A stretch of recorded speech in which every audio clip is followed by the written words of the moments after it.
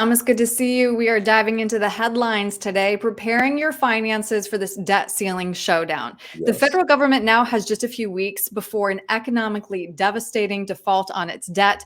We knew this day would come. We hit the ceiling back in January. Here's a look at the debt clock just to give you some anxiety.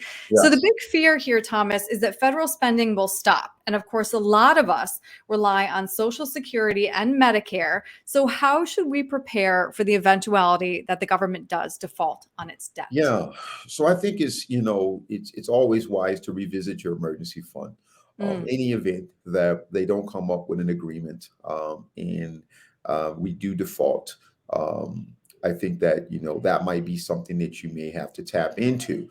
You may also want to think about reducing spending from now until then as well. I'm totally confident though that they will come to some agreement. It's pretty much politics at this point. But any event that it doesn't happen, there is a hierarchy of payments, how they're going to possibly allocate funds in the event that there is a default. But it won't be something that's long lasting.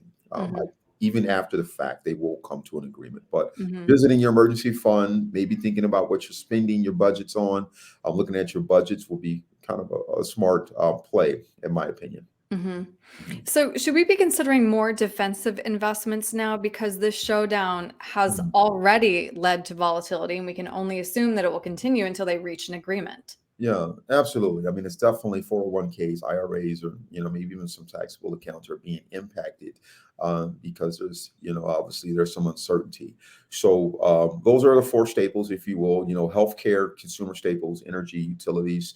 Those have always performed pretty solid in economic downturns or recessions. So maybe thinking about reallocating your overall strategy to something of those in those areas would be a smart decision to make as well, depending on where you're at in your life. If you're Mhm, in mhm, retirement age, then you may want to reconsider allocating to those areas. mhm. Mhm. At the very least, it's worth having a conversation because these headlines can produce a lot of anxiety. So, if somebody wants to chat with you about what's going on right now, Thomas, and whether they are prepared, what's the best way to reach you?